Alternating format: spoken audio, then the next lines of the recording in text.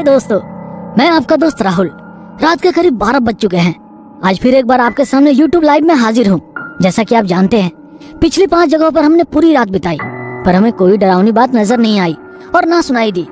इसके साथ हमारा यकीन और ज्यादा मजबूत हो चला है कि भूत प्रेत आत्मा सब कुछ बकवास है।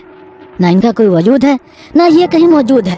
तो मैं आज इस नई जगह पर पहुंचा हूँ। शर्त के मुताबिक हर बार की तरह यहाँ पर रात बितानी है। तो अब तैयार है न्यू एडवेंचर के लिए? तो चल। इंटरनेट कनेक्शन कटने से YouTube पर कल रात अपलोड की हुई वो वीडियो एक ही जगह रुक गई। उसने मोबाइल की स्क्रीन बंद की और मोबाइल वैसे ही अपने हाथ में पकड़कर कार की खुली खिड़की से उदासी भरी निगाहों से बाहर झांकने लगी। सुबह के करीब 10 बज चुके थे। सूरज की हल्की सुनहरी धूप जंगल में चारों ओर फैली थी।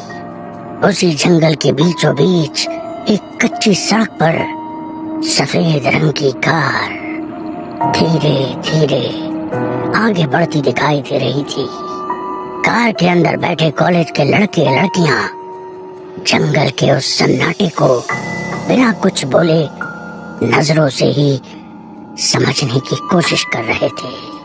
उन्हें सबसे अजीब बात ये लग रही थी कि उस जंगल में इतना सन्नाटा होने के बावजूद किसी भी जंगली जानवर की आवाज या आहट महसूस नहीं हो रही थी और ना ही पंछियों की आवाज आ रही थी। इंसान तो क्या, मानो जंगली जानवर और पक्षी भी उस इलाके में आने से डरते थे। उनकी कार एक जगह आकर रुकी और धीरे धीरे सभी दोस्त कार से बाहर निकलने लगे। सब हैरान नजरों से सिर्फ चारों ओर देख रहे थे। उनके सामने एक बड़ा सा आलीशान बंगला था। उस इलाके को गौर से देखते हुए सभी चलते चलते बंगले के गेट से अंदर आए और सीढ़ियां चढ़कर सभी दोस्त दरवाजे के बाहर रुक गए। उनमें से एक लड़के ने सामने वाला पुराना लकड़ी का दरवाजा धीरे से जैसे ही अंदर की ओर धकेला, आवाज करते ही वो दरवाजा आधा ही खुल गया। बंगला पुराना होने के बावजूद काफी खूबसूरत था। दीवारों का रंग काफी फीका पड़ चुका था। शायद कई सालों से वो इस तरह आग उगलती धूप, हड्डियां जमाने वाली ठंड और मूसलाधार बारिश को अरसे से झेलते हुए भी शान से अपनी जगह मजबूती से खड़ा था। राहुल! एक दोस्त ने आवाज लगाई और बंगले के भीतर चारों ओर नजरें घुमाते हुए चलने लगा। उसकी आवाज खाली बंगले की सुनसान पड़ी दीवारों से टकराकर अंदर ही अंदर घूमने लगी। तभी उसकी दूसरी दोस्त सुनैना भी आवाज लगाते हुए बंगले के भीतर बढ़ने लगी। बंगले के अंदर एक अजीब सा जानलेवा सन्नाटा फैला हुआ था। दिन का उजाला होने के बावजूद भी सभी को अजीब सा डर लग रहा था। 3 लड़के और 2 लड़कियां अपने दोस्त को उस बंगले के हर एक कमरे में, बाथरूम में, लकड़ी की अलमारी में, मतलब जहाँ छुपने की जगह है वहाँ ढूंढने की कोशिश करने लगे। और राहुल कहीं भी नजर नहीं आ रहा था। ना ही उसके होने की कोई निशानी उन्हें मिल रही थी।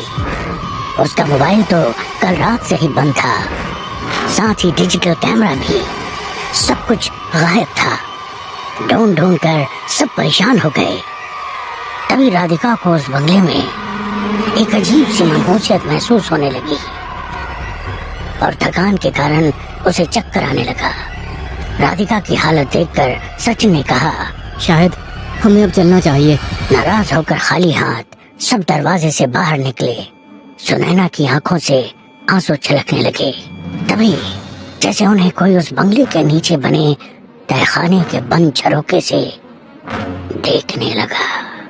काले अंधेरे में हल्की रोशनी से वो लाल आंखें काफी डरावनी लग रही थी।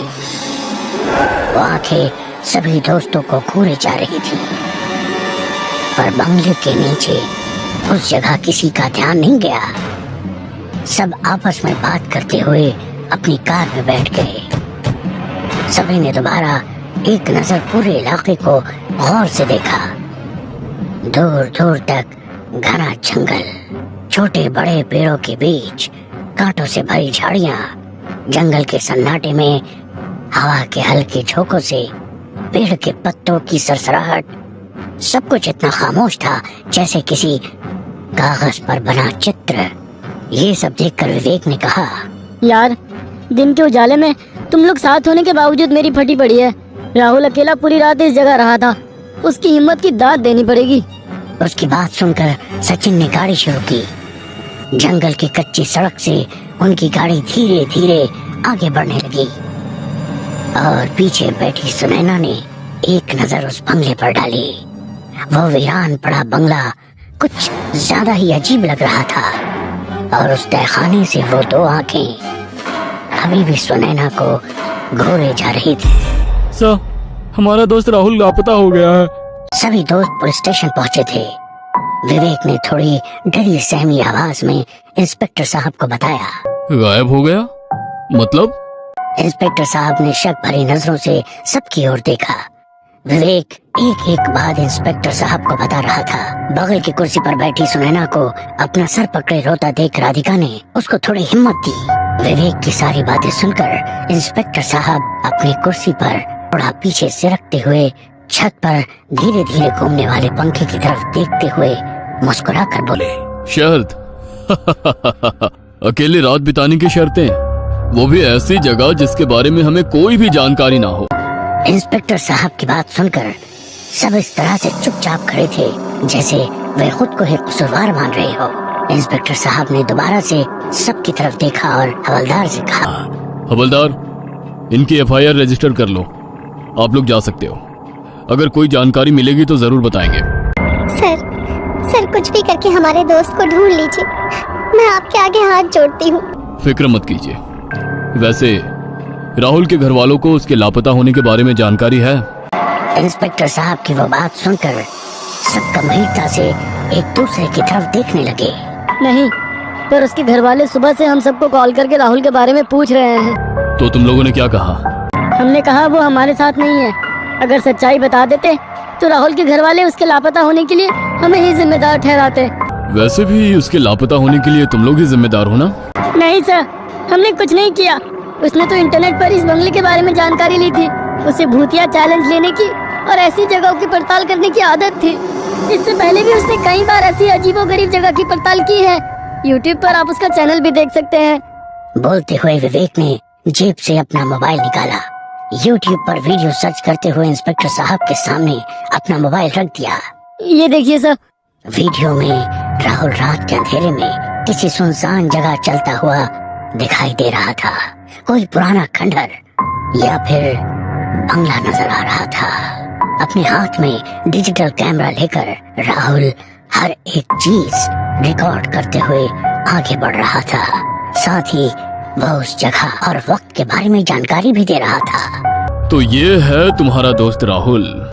इंस्पेक्टर साहब की करारी आवाज सुनकर सभी ने हाँ में गर्दन हिलाई। सभी दोस्त नाराज होकर अपने अपने घर चले गए। किसी का भी अपने काम में मन नहीं लग रहा था। सुनैना सबसे ज्यादा दुखी थी क्योंकि राहुल और सुनैना एक दूसरे से बेहद प्यार करते थे। सुनैना के लाख मना करने पर भी राहुल ने विवेक के साथ लगाई वो शर्त एक्सेप्ट की, जिसका नतीजा उन सबको भुगतना था। राहुल के माँ बाप सुबह से फोन करके अपने बेटे के बारे में पूछ रहे थे, मगर उनके सवाल का जवाब किसी के पास नहीं था। रात हो गई। सुनैना गुमसुम सी डाइनिंग टेबल से सटी कुर्सी पर कहीं नजरें गड़ाए बैठी थी।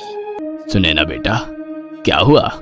पापा ने प्यार से सुनैना के सिर पर हाथ रखते हुए पूछा। तबीयत ठीक नहीं लग रही है पापा, मैं जाकर आराम कर लेती हूँ। बेटा, कुछ तो खा लो। भूखे पेट सोओगी तो नींद नहीं आएगी। भूख नहीं है पापा। सुनैना की उदासी भरा चेहरा देखकर माँ ने कहा, सुनैना बेटा, राहुल अभी छोटा बच्चा थोड़ी ही है। अपने दोस्तों के साथ कहीं गया होगा नए एडवेंचर की तलाश में। आ जाएगा वापस, तुम चिंता मत करो। माँ की बातें सुनकर सुनैना थोड़ी मुस्कुराई और अपने कमरे में चली गई।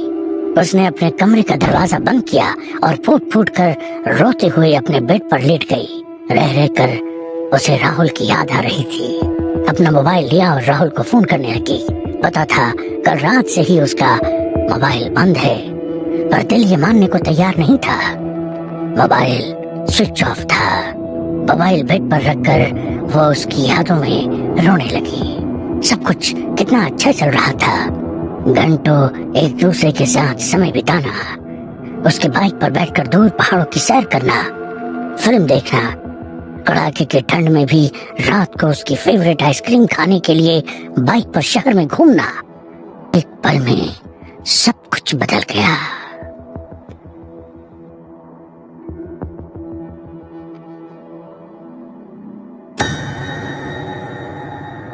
ये कहानी आपको अच्छी लगी हो तो हमें सब्सक्राइब करें। हमारा इंस्टाग्राम और फेसबुक पेज जरूर फॉलो करें। अगर आपके पास ऐसी ही कोई कहानी हो तो हमें कमेंट बॉक्स में भेजें।